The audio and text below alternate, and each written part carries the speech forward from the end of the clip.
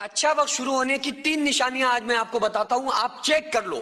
اگر یہ نشانیاں آپ کے اندر پائی جا رہی ہیں تو آپ سمجھ لو کہ ہمارا اچھا وقت، اچھا ٹائم شروع ہونے والا ہے۔ کیونکہ بہت سارے لوگ اسی فکر میں رہتے ہیں کہ یار کب ہمارا اچھا ٹائم شروع ہوگا، ہم تو بڑی مصیبتوں میں گرفتار ہو چکے ہیں، ہمارے اوپر سارے امتحانات آ رہے ہیں، ہم قرضے میں ہیں، ہم پریشانیوں میں ہیں، آخر ہمارا اچھا ٹائم کب شروع ہوگا؟ تو چیک کرو، اگر یہ چیزیں آپ کے اندر پائی جا رہی ہیں تو آپ سمجھ لو کہ اب جو آنے والا ہمارے اوپر وقت ہوگا وہ اچھا ہوگا۔ ان مصیبتوں سے، ان پریشانیوں سے گھبرانے کی ضرورت نہیں ہے، بلکہ قرآن کریم میں اللہ تعالیٰ نے ارشاد فرمایا وَلَنَبْلُوَنَّكُمْ بِشَيْءٍ مِّنَ الْخَوْفِ وَالْجُوعِ وَنَقْصٍ مِّنَ الْأَمْوَالِ وَالْأَنفُسِ وَالثَّمَرَاتِ۔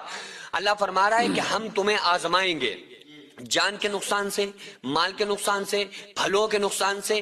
تو اللہ تبارک و تعالیٰ دنیا میں مصیبتوں، پریشانیوں کو بھیجتا ہے۔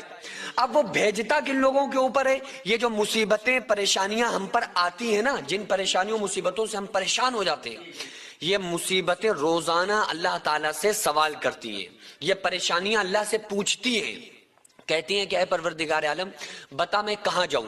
ظاہر سی بات ہے کہ جو مصیبتیں ہم پہ آ رہی ہیں وہ کس کی طرف سے، کس کی مرضی سے آ رہی ہیں؟ اللہ کی مرضی سے۔ اللہ کی مرضی کے بغیر کیا کسی پر کوئی مصیبت آ سکتی ہے؟ تو پھر یہ جو مصیبتیں ہم پر آ رہی ہیں ظاہر ہے کہ یہ اللہ کی طرف سے آ رہی ہیں۔ تو یہ مصیبتیں خود روزانہ اللہ سے سوال کرتی ہیں، پوچھتی ہیں کہ مولا بتا ہم کہاں جائیں، ہم کن کے گھروں میں جائیں؟ تو میرا رب فرماتا ہے کہ اے پریشانیوں، اے مصیبتوں، سنو، جاؤ میرے جو مخلص اور محبوب بندے ہیں ان کے گھروں میں چلی جاؤ، ان کو جا کر آزمائش میں ڈالو، دیکھیں گے وہ کتنے لوگ ہماری مصیبتوں کو برداشت کر کے استقامت کے ساتھ کھڑے رہتے ہیں، اور کتنے لوگ ان مصیبتوں سے پریشان ہو کر اپنے صبر کو توڑتے ہیں۔ یہ اللہ تعالیٰ آزمائش کرواتا ہے۔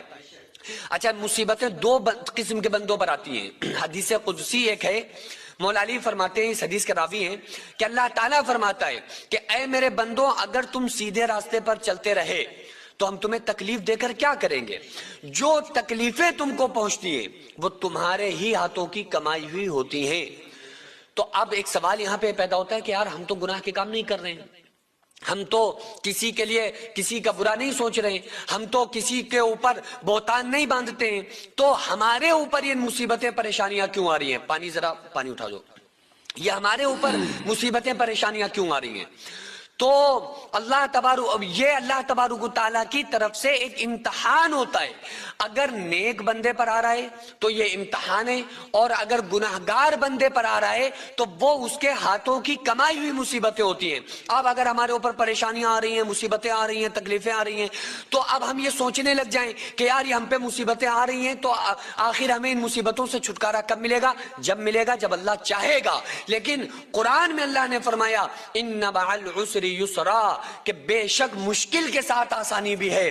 جب مشکلات آ جائیں، اگر ہم صراط مستقیم پر چل رہے ہیں، اگر ہم ٹھیک راستے پر چل رہے ہیں اور پریشانیوں میں چلتے چلتے اب ہمیں کوئی کنارہ نظر نہیں آ رہا ہے، مصیبتیں آ رہی ہیں، تو آپ سمجھ لو کہ قرآن کہہ رہا ہے کہ اگر آپ استقامت کے ساتھ جمے رہے، صبر کے دامن کو تھام لیا، تو اللہ تبارک و تعالیٰ آپ کے اوپر سے پریشانیوں کو ہٹا کے آپ کے لیے اچھا وقت شروع کر دے گا اور آپ کے لیے آسانیوں کو پیدا کر دے گا۔ تو جب بھی آپ کے اوپر زندگی میں ٹینشن آ جائے، جب بھی آپ کے اوپر کوئی مصیبت آ جائے، تو آپ سمجھ لو کہ یہ اللہ کی طرف سے امتحان ہے، اور اس امتحان میں آپ کو ڈٹے رہنا ہے۔ جب یہ امتحان میں آپ پورے ہو جائیں گے تو اللہ تعالیٰ دنیا میں بھی آپ کا ساتھ دے گا،